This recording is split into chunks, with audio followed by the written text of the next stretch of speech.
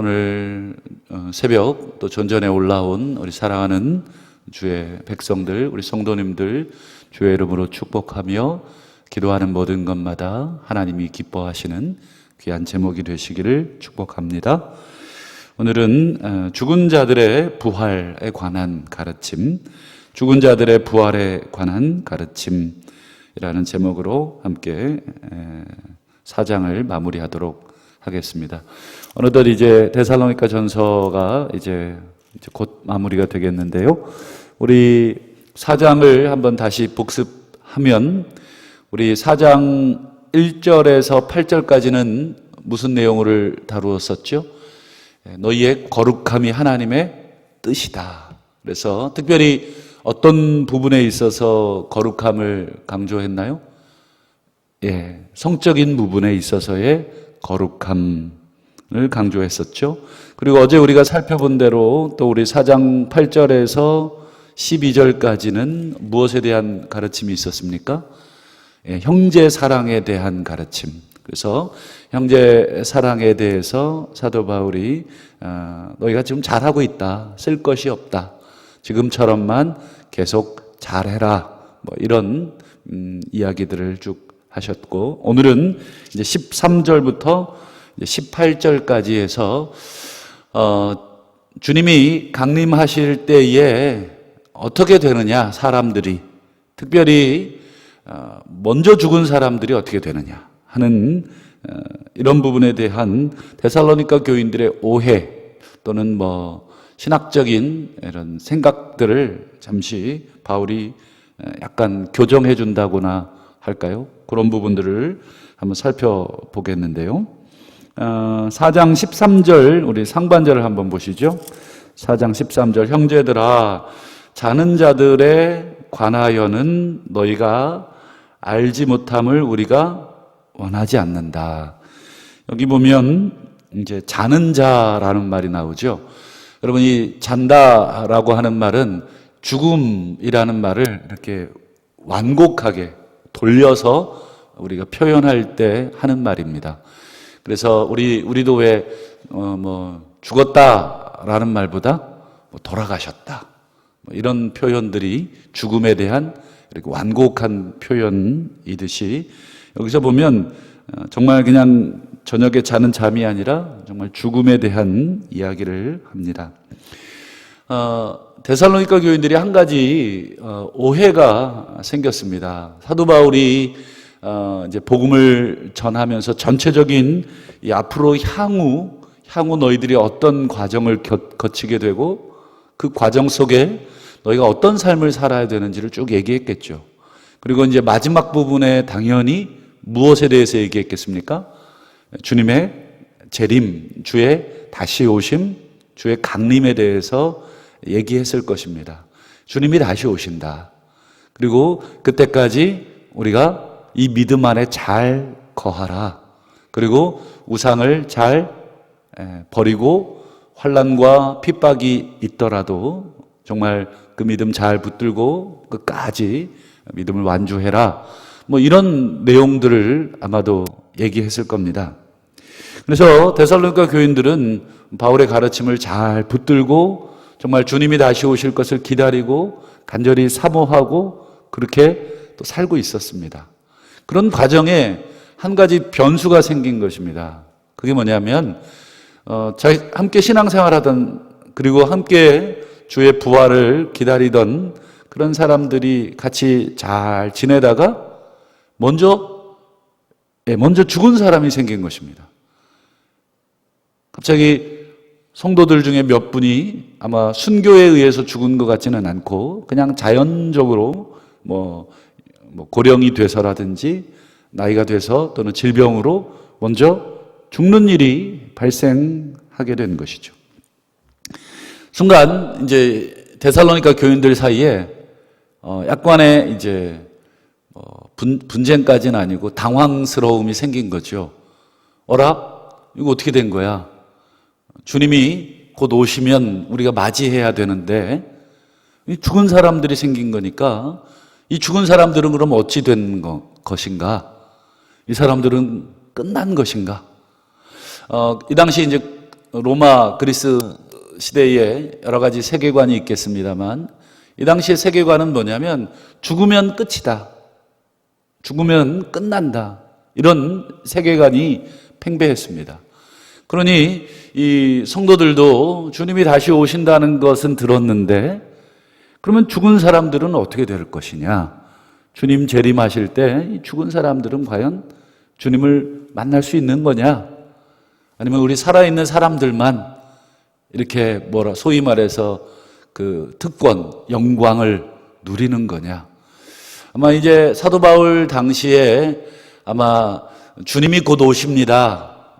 정말 여러분 주님이 곧 오시니까 사도 바울도 실제로 주님이 곧 오시리라고 생각을 하는 경우가 있었죠. 그래서 고린도서에도 보면 주님이 곧 가까우시니까 나처럼 결혼해도 되지만 결혼하지 않고 이렇게 사는 것이 더 좋지 않느냐. 이런 권면들도 하는 것 여러분 기억하시죠? 그러니까 그 당시에 주님이 곧 오신다 하는 그런 임박한 종말이 그들의 사이에서 팽배했었습니다. 그래서 이들은 먼저 죽은 사람들, 먼저 자는 사람들에 대해서 이거 참 안타깝다. 이 사람들은 이제 어찌 된다는 말이냐 하고 슬퍼하고 있었습니다. 그래서 사도 바울이 그것에 대해서 우리 4장 13절 하반절에 보면 이는 소망 없는 다른 이와 같이 뭐하지 않게 하려 함이에요? 슬퍼하지 않게. 그러니까 이제 데살로니가 사람들이 소망 없는 다른 사람들, 즉 그 당시에 예수 그리스도를 모르는 이방인들 또는 우상을 숭배하던 그런 사람들처럼 막 죽음에 대해서 이제 끝이구나 그렇게 슬퍼하고 있었는데 그런 사람들처럼 슬퍼하지 않도록 이제 자는 사람들에 대해서 내가 설명을 좀 해줘야 되겠다. 소위 말해서 이제 데살로니가 교인들의 이 목회적 필요에 대해서 사도 바울이 오늘 이 13절 이하에서 이야기하고 그리고 이제 데살로니가 후서에도 보면 이제 종말에 관한 이 데살로니가 교인들의 이 궁금함들이 좀 많이 있었습니다. 언제 오시느냐, 어떻게 오시느냐, 이런 얘기들이 이제 데살로니가 이제 이어지는 내용들에 쭉 나오게 되죠. 그래서 사도 바울은 이제 소망 없는 다른 사람들처럼 슬퍼하지 않게 하기 위해서 이제 이야기를 계속합니다. 자, 14절 보시면 제가 앞에다가 괄호를 쳤죠. 왜냐하면이라는 단어가 사실은 원문에는 들어있기 때문에 그렇습니다. 왜 소망 없는 사람들처럼 슬퍼하면 안 되냐? 그 이유를 얘기해 주겠다. 두 가지 이유를 얘기하는데 첫 번째 이유가 14절입니다. 왜냐? 자, 우리가 예수께서 죽었다가 우리가 믿는 믿음의 대상인 예수님이 돌아가셨다가 어떻게 됐냐? 살아나셨지 않았냐? 그 사실을 믿을진데 이렇게 얘기합니다. 우리의 믿음의 대상 예수님도 죽었다가 부활하셨다. 이걸 우리가 믿는다면 어떻게 되는 거예요? 예수 안에서 자는 자들도 그렇죠. 이와 같이 예수 안에서 자는 자들도 하나님께서 그와 함께 여기서 그는 예수님이 말하죠. 예수님과 함께 어떻게 하십니까? 주 안에서 자는 자들, 죽은 자들을 데리고 오신다. 그러면 어떤 식으로 데리고 오느냐? 그냥 시체를 데리고 오시느냐?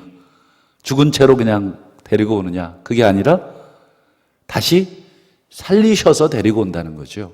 예수님이 죽으셨다가 다시 하나님께서 다시 예수님을 살리셨지 않습니까? 그것처럼 주 안에서 죽은 자들도 다시 살리신 다음 데려온다. 그래서 첫 번째 슬퍼하지 말아야 될 이유, 먼저 죽은 자들, 먼저 잠자는 다른 데살로니가 지역의 성도들도 데리고 오신다. 그럼 여러분 이제 데살로니가 교인들이 이제 한 가지 오해가 풀린 거죠. 저들은 땅 속에 그냥 운명을 끝내는 것이 아니구나. 저들도 다시 오는구나. 그러면 두 번째 이유 15절을 보시죠.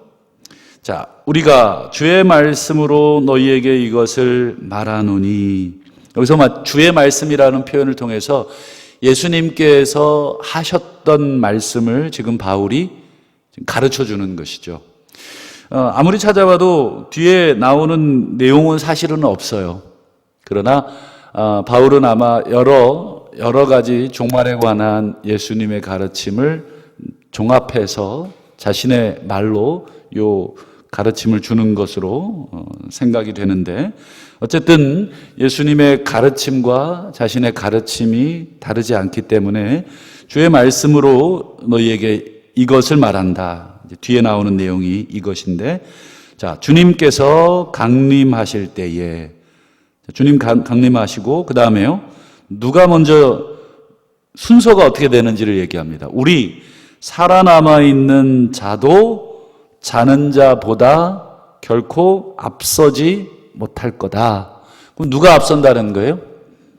자는 자들이 먼저 앞서라고, 그 다음에요, 남아있는 우리들이 뒤따르게 된다. 즉, 소망 없는 자처럼 이 죽은 자들에 대해서 슬퍼하지 마라. 이 죽은 자 주님이 먼저 일으키셔서 데리고 오실 거다. 벌써 이제 마음의 위로가 되죠. 우리도 왜 사후에 또는 먼저 죽은 분들이 어떻게 될 거냐에 대한 궁금함이 있지 않습니까? 예를 들면 지금 이렇게 우리 아내나 남편 죽은 다음에 과연 지금처럼 부부 관계로 계속 살게 될 거냐? 아니면 또 지금처럼 이렇게 아는 관계, 또는 우리가 대한민국이라는 곳에서 한국 사람으로 만났잖아요.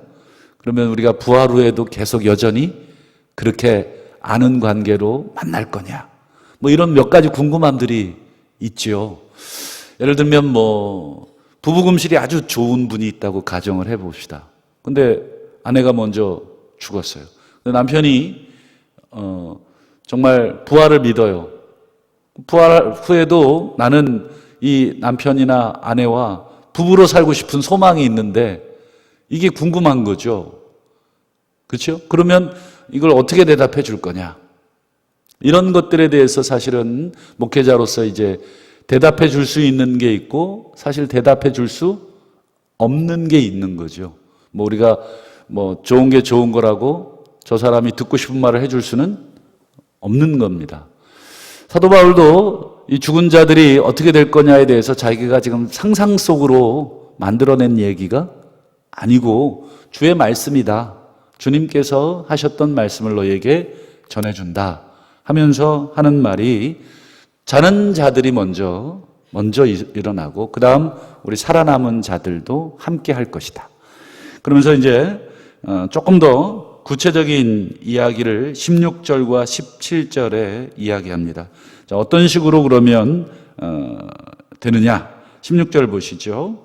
자, 주께서 호령과 천사장의 소리와 하나님의 나팔 소리로, 이제 요것은 이제 뒤에 동원되는 배경 음악 정도 되겠죠. 배경 음악이 쫙 소리가 나고, 그 다음에요, 이제 더 중요한 거는 이 배경 소리보다 실제로 중요한 것은 주님이 오시는 거니까 친히 하늘로부터 강림하시리니. 자, 그 다음 아까 말했던 이 15절에 말했던 걸 또 한번 얘기하죠. 그리스도 안에서 죽은 자들이 먼저 일어난다. 죽은 자들이 먼저 일어난다니까, 일어나다가 뭐예요? 부활이라는 말입니다. 부활한다.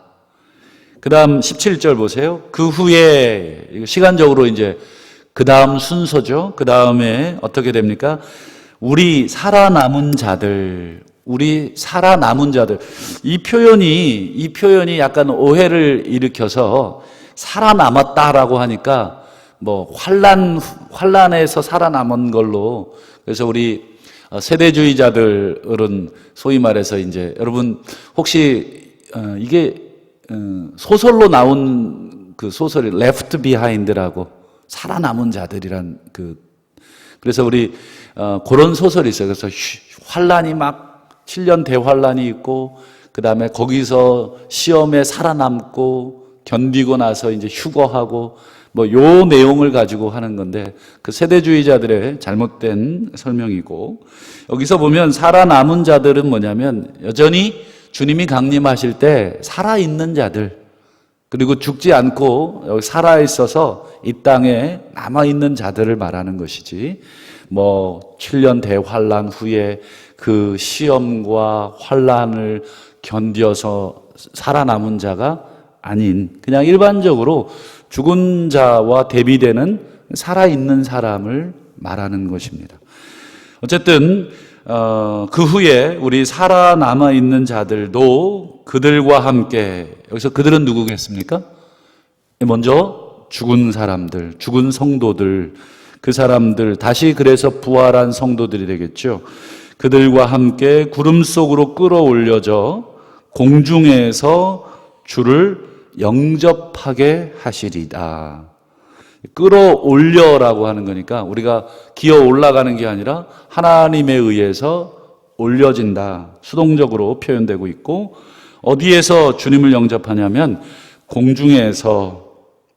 이게 이제 또 오해가 돼서, 여러분 이 땅에 남아있는 사람과 하늘에서 이제 이렇게 내려오는데 중간에서, 그래서 이걸 휴거라고 이제 표현을 하는데, 여러분 이 표현 데살로니가전서 4장 17절에 여러분 이 표현은 그 당시에 관습, 그리고 유대 나라의 풍습을 배경으로 하는 표현입니다. 여러분 열처녀 비유를 아시죠? 열처녀 비유에서 이제 신부의 친구들이 누구를 기다리면서 등을 준비합니까? 신랑을 기다리면서 등과 기름을 준비하죠. 근데 신랑이 제때 안 오고 더디 오게 됩니다. 근데 그 더디 오던 중에 10처녀 중에 5처녀는 등은 준비했는데 기름을 넉넉히 준비하지 못한 거죠. 또 반대로 슬기로웠다고 표현되는 5처녀는 등도 준비됐지만 기름도 혹시 모를 그 신랑의 지체됨, 신랑이 제때 꼭 못 올 수도 있다라고 하는 모든 상황을 다 염두에 두고 기름도 넉넉히 준비하죠. 그러다가 어쨌든 둘 다 졸아요. 두 그룹 다 좁니다. 신랑이 늦게 오니까. 그런데 언제쯤인지 모르는데 열심히 졸고 있는데 저 멀리서 신랑이 온다 하는 전가를 듣게 되고 부랴부랴 다 일어나죠. 그런데 5처녀는 기름이 똑 떨어져서 신랑을 맞이할 등불이 준비가 안 되는 거고, 슬기로운 5처녀는 어떻게 돼요? 등불이 넉넉히 준비돼서 신랑이 올 때 그 길을 어떻게 합니까? 맞이할 수 있는, 그리고 함께 신랑의 집으로 들어가 혼인잔치를 한다는. 그런데 기름이 부족한 처녀들은 기름 사러 간 사이에 혼인집 문이 닫힌다는, 뭐 그런 내용 아닙니까? 여기서 중요한 건 뭐냐면 신랑이 오는 것과 그 다음에 처녀들이 그 집에서 기다리는 게 아니라 어디서 기다려요? 동네 중간까지 나갑니다. 그래서 중간에서 만나는 거예요. 그래서 만나서 잔치로 들어가는, 이게 그 당시에 관습이에요. 그래서 여러분 사도 바울이 살던 이 그리스 로마 시대에도 좀 귀한 손님이라든지 또는 어떤 고위 관리라든지 심지어 뭐 왕이라든지 어떤 이런 내가 생각했을 때 중요한 인물이 오면 집에서 이렇게 맞이하지 않습니다. 우리나라도 귀한 손님이 오면 최소한 어디 앞에서 맞이합니까? 그렇죠. 최소한 집 앞에서 나가서 맞이하지요. 그리고 함께 집으로 들어오지 않습니까? 그런 것처럼 그리스 로마 시대에는 더 심했습니다. 심지어 모든 뭐 음악, 잔치, 연회 이런 것들까지 다 준비해서 좀 멀리까지, 상당히 멀리까지 나가서 오시는 손님을 중간에서 맞이합니다. 사절단을 데리고 또는 가족들을 다 전부 동원해서. 그것은 그분에 대한 무슨 표시냐면 존경의 표시, 환영의 표시, 그리고는 중간에서 맞이해서 들어오죠. 여러분 사도행전 우리 마지막에 보면 사도 바울이 로마로 압송을 당하잖아요.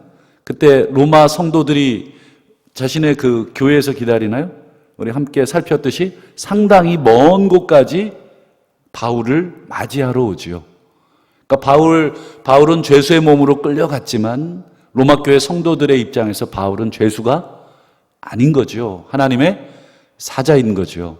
하나님의 사자로서 하나님을 대하듯 사도 바울을 대하기 위해서 자신의 그 로마 교회에서 상당히 먼 곳까지 미리 와 사도 바울을 중간에 만나 함께 가는 내용. 여러분 이게 그 당시에 손님을 맞이하거나 귀중한 분을 맞이하는 관습이에요. 그래서 공중에서 주를 영접한다는 게 뭐겠습니까? 자는 자들도 땅 속에 자고 있다가 부활하겠죠. 그리고 아직 자고 있지 않은 살아있는 성도들이 함께 어디로 가서 맞이하는 거예요? 예, 하늘로부터 강림하시는 주님을 땅에서 맞이하는 게 아니고 공중에서 맞이해서 다시 어디로 오겠습니까? 하늘로 가요? 땅으로 내려와요? 땅으로 내려옵니다. 그래서 땅에서 주를 영접하게 되는 것입니다. 그래서 결국 4장 17절 끝에 보면 어떻게 됩니까? 그리하여 우리가 항상 주와 함께 있는다. 이게 이제 결혼식의 그림이에요. 주님과 함께 영원한 이제 잔치. 그래서 여러분 마지막 계시록의 그림에 보면 부활 예수의 강림 이후에 그 모든 장면을 어떻게 묘사해요? 예, 어린 양의 혼인 잔치에 비유하죠. 그래서 잔치가 끝나면 당연히 새로운 삶이 이어지는 그런 내용으로 성경은 마지막을 이야기합니다. 오늘 사도 바울은 재림에 대한 이야기를 해줬지만 이 재림에 대해서 사도 바울은 많은 이야기를 하지 않습니다. 뭐 디테일하게 막 이야기하지 않습니다. 다만 데살로니가 교인들이 걱정하고 슬퍼하고 있는 내용 딱 한 가지. 그게 뭐였습니까? 먼저 죽은 자들의 운명은 어떻게 되느냐? 이게 궁금합니다. 그래서 바울이 그 소식을 듣고 그거에 대해서 이 사람들도 일어날 건데 우리보다 먼저 일어나고 우리가 공중에서 주님을 맞이해서 영원토록 주님과 함께 있게 된다. 요 정도 말로 재림에 대해서 주의 강림에 대해서 이야기하고 끝냅니다. 그리고 이 말로 너희가 서로 위로해라. 슬퍼를 너무 낙심하지 않게 해라. 물론 사람이 죽으면 슬퍼해야 되죠. 그러나 소망 없는 자들처럼 슬퍼하지 않도록 소망을 가지고 슬퍼하는 자들 또 적당한 슬픔을 잘 표현해라 하는 것이죠. 여러분 오늘 재림에 대해서 짧은 시간 얘기했지만 여러분 대부분의 이단들이 이 재림을 가지고 저는 이렇게 표현하고 싶습니다. 참 장난한다. 왜냐하면 사람들의 연약한 심리를 이용을 해서 이 재림에 대한 여러 이상한 교리들 또 잘못된 교리들을 만들어내서 사람들을 미혹시킨다. 그래서 대부분 건강한 교회의 재림은 문제가 되지 않지만 이단들의 재림 관련된 이야기들은 항상 무엇으로 끝납니까? 자기 집단에 대한 강조로 끝납니다. 그래서 92년도로 기억이 나는데 우리 다미선교회도 전부 다 자기 이장님 목사였던 걸로 기억이 나는데 전부 다 어떻게 했습니까? 재산 갖다 바쳐라. 주님이 곧 오시는데 너희들 지금 삶이 뭐가 중요하냐? 자, 우리 집단에 모여서 날마다 예배하면서 주의 재림을 기다리자. 그리고는 너희들이 벌어놓은 돈 다 가지고 와라. 항상 이단들의 끝은 뭐예요? 자기의 집단만을 강조하고 틀림없이 또 재물을 노리게 되어 있습니다. 요즘 여러분 이단 중에 가장 심각한 이단 우리 신천지에 빠지면 왜 못 나오는지 여러 가지 이유가 있지만 첫 번째는 신천지 그 집단을 이미 재림한 구세주 누구죠? 예, 재림주 임한이가 있는 곳이 바로 신천지라는 거예요. 말 그대로. 천국이라는 거예요. 이들은 이미 천국에 와 있는 거예요. 이 집단 안에 천국이기 때문에 여기에 들어오게 해야 된다. 그리고 자신이 이미 들어왔다. 그래서 여러분, 이 신천지에 빠진 자녀들이나 사람들을 우리에서 막 강제로 막 빼오려고 하면 이들이 어떻게 해요? 정말 비정상적으로 울부짖습니다. 마치 우리가 천국에 들어갔다가 천국에서 쫓겨난 사람의 슬퍼하는 것과 똑같은 슬픔을 합니다. 심지어 부모님을 향해 뭐라고 하냐면 뭐 욕을 하는 것도 당연한 거, 침도 뱉고 발로 차기도 하고 고발도 합니다. 왜 이렇게 될까요? 우리가 아무리 생각해도 상식적으로 이해가 가지 않지 않습니까? 근데 그들의 머릿속에는 이미 이 신천지 그리고 이만희에 대한 이 재림 구주로 이만희를 완전히 인식을 하고 있고 자신들의 집단이 이미 새로운 세상이에요. 이미 천국이에요. 그럼 여기에서 나온다는 것은 곧 뭐예요? 그렇죠. 천국에 들어가지 못하는 것이 되니 여러분 천국에 못 들어간다는데 누가 그냥 호락호락 가만히 있겠습니까? 그러니 그들이 정말 엄청난 반항을 하는 것이죠. 여러분 이 신천지 비롯해서 여러 가지 이단들은 이 재림을 가지고 아주 뭐 디테일하게 그리고 막 사람들의 심리를 막 두렵게 하여 하지만 사실은 근본적으로 그렇지 않다 하는 것을 알게 됩니다. 오히려 건강한 종말론은 우리 데살로니가전서 5장 14절의 말씀처럼 형제들아 너희를 권면하노니 게으른 자들을 권계해라. 즉 열심히 하루하루 주의 재림을 기다리며 나의 생활을 성실하게 하라 하는 것이 건강한 재림론입니다. 잘못된 재림관에 빠지면 자신의 모든 삶을 다 포기하고 가족 포기하고 뭐 재산도 포기시키고 이런 모든 일상에 관한 삶들을 다 포기하지만 건강한 재림관을 가지고 있는 사람들은 언제 주님이 오시든지 간에 두려워하지 않고 항상 준비하고 하루하루 우리의 삶을 성실하게 살아가는 것입니다. 오늘 하루도 우리가 짧은 재림에 대한 바울의 가르침을 살폈지만 우리가 당연히 주의 오심을 사모하며 살아야 합니다. 날마다 이 땅에서의 삶이 다가 아니라는 걸 염두에 둬야 하지만 그렇다고 이 땅에서의 삶을 우리가 소홀히 해서도 아니 되는 줄로 믿고 오늘 하루도 하루하루 우리에게 주어진 성도로서의 삶, 또 남편으로서 아내로서의 삶, 아빠로서 자녀로서의 삶, 또 기타 여러 신분을 가지고 사는 그 삶에 또 오늘 하루도 성실하게 잘 사시다가 주님 오시면 우리가 기쁜 마음으로 맞이하시기를 주의 이름으로 축원합니다.